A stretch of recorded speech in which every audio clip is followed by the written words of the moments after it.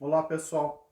Continuando da aula passada a gente estava comentando do contexto e das características da Revolução Russa de 1917, a Revolução Comunista, tá bom?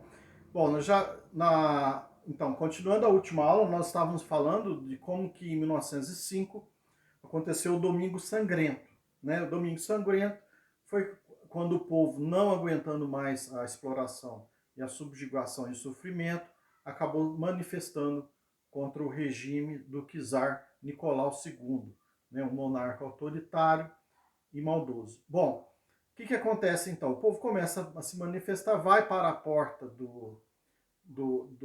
da residência real, né, do Palácio Real, né, e o czar manda fuzilar esse pessoal, esse povo, né? E dali, então, começa a explodir vários movimentos e a coisa realmente começa a ficar violenta, né? E o czar acaba cedendo, né, às pressões populares, né? Ele não aguenta tanta manifestação, né? Muita gente morrendo e o povo começou a matar a próprio exército, né? O próprio exército do czar começa a morrer muita gente. Muitos soldados começam a ficar do lado do povo, né? Começam a abandonar não seguir mais as ordens do Nicolau e dos generais. Lembrando que os soldados do exército eram do próprio povo, né? Eles não podiam, não havia uma ascensão. Por exemplo, um soldado era muito difícil ele se tornar um general, porque o general ele era da nobreza, né? Então o próprio soldado começa a abandonar o exército e começa a ir para o lado do povo, né? O povo começa a se armar diante de tantas revoluções, o czar cede, né? Cede e é formado então um parlamentarismo. Veja como que mudou, né? Então, de uma monarquia, né, autocêntrica, né, autocrática, né, passa a ser o quê? Uma monarquia parlamentarista, parecida com o que a gente tem hoje na Inglaterra, né? Então, a monarquia parlamentarista, então, primeiro-ministro, etc., o parlamento chamava Duma. Vamos ver aqui no slide as características, o que aconteceu nessa época. Bom, então, consequência do Domingo Sangrento, lá que muita gente morreu, todas as revoluções levam, então, a Duma. O povo pressionou com protestos pesados, né, como eu comentei. Leva ao parlamentarismo, chamado de Duma, uma monarquia parlamentar. Nesse tempo aqui, gente, né, o czar manda exilar Lenin, né, entre outros, Lenin é expulso da Rússia. O azar do czar também. Começa a Primeira Guerra em 1914, começa a Primeira Guerra Mundial. Foi um grande azar, né, para o czar essa Primeira Guerra Mundial. Por quê? Porque aumentou a crise na Rússia, né? A crise aumentou, aprofunda a pobreza do povo, né? O sofrimento do povo aumenta mais ainda nessa época, né? Uma revolução popular, então, tem início, né? O povo, o povo não aguenta mais o sofrimento, a fome, né? A total pressão, né? Causada pela Primeira Guerra Mundial, né? O que acontece? Uma revolução total, né? Sobe o poder, né? A Revolução Russa, então, em 1917, ela é dividida em dois períodos, a de fevereiro e a de outubro, né? A de fevereiro foi realizada pelos mencheviques, né? Menchevique, como eu já falei para vocês, era uma divisão, né, do partido Psidor, né, que é aquele partido popular socialista, que tinha participação da burguesia, né? Só lembrando que a burguesia, então, lá no parlamentarismo, a burguesia já começa o que? A tomar o poder, né? Então você veja que no parlamentarismo, né, antes da Revolução de 1917, só fazendo aqui uma observação, voltando um pouquinho à aula, em 1917, a Duma, o parlamentarismo, né, ele é dominado pela burguesia. A burguesia começa a tomar o poder ali, né? E o povo fica de fora. Aí vem a Primeira Guerra Mundial, o povo não aguenta mais e tem uma revolução. Bom, Nessa primeira etapa, nessa primeira fase da Revolução Russa de 1917, em fevereiro, nós temos então a Revolução Menchevique, liderada por Kerensky. Né? E esse cidadão, então, ele era do antigo partido Psidor, só que ele era mais o quê? Ele era mais calmo, ele fazia acordo com a burguesia, né? Então foi um primeiro momento burguês, deixou o povo de fora, né? No começo, então o povo tomou o poder, fez a revolução, mas os mencheviques, esse primeiro governo aí, deixou o povo de fora, né? A única coisa boa que ele fez, né, o Kerensky, foi trazer de volta o Lenin, né? Ele anulou, né, os exilados, chamou os exilados de volta, né, porque de certa forma eram antigos colegas dele de partido, voltaram, né? Nisso daí o Lenin se organizou, né? O Lenin, o Stalin e o Trotsky, essas três pessoas foram se organizando, né? Um organizando o exército russo, o outro organizando a parte política e etc. O outro com o povo e tal.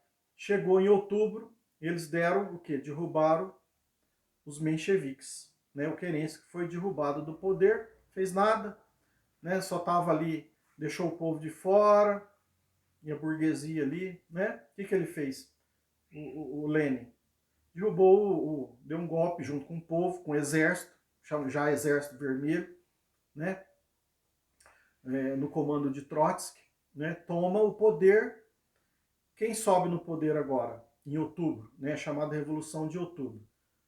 O Lenin, né? O grande líder agora é Lenin, né? Ele, auxiliado pelo Trotsky e o Stalin, né? Vão tomar o poder. Só que o Lenin vai ser o líder geral, tá bom, pessoal? Quais as características desse governo do Lenin, né? O Lenin vai então governar de 1917, de outubro de 1917 até 1924, quando ele morre, né? E o Stalin toma o lugar dele, tá certo? Mas então, o que o Lenin fez? A princípio, principalmente, né, o Lenin, ele estatizou a Rússia, né? Estatizou a Rússia. O que quer dizer isso? Todo o Estado, né, o governo é dono de tudo, né? De fábricas, de hospitais, de escolas, tudo passa a ser o quê? Público, do governo. Estatizou o país, né? O Estado passou a controlar não só a economia, mas tudo, né? Ele desapropriou os fazendeiros, né? Isso causou que uma grande insatisfação. Houve uma guerra ali dentro, né? Uma guerra civil ali, né? Dessas pessoas que não queriam perder, por exemplo, a sua fábrica. A pessoa não queria perder a sua fazenda. Né? Mas o Lenin, ele desapropriou tudo, tudo pertenceria ao Estado. Tá certo, gente? Então essa primeira etapa é essa. Então ele fez uma reforma no campo, ele fez uma reforma na economia, né? Ele fez uma reforma na indústria. Fazendo o quê? Desapropriando todas as terras da igreja, né? A igreja católica ortodoxa perdeu suas terras, tudo passou a ser do povo, né? As terras foram distribuídas, né? Tá certo? Uma reforma agrária total que ele fez, né?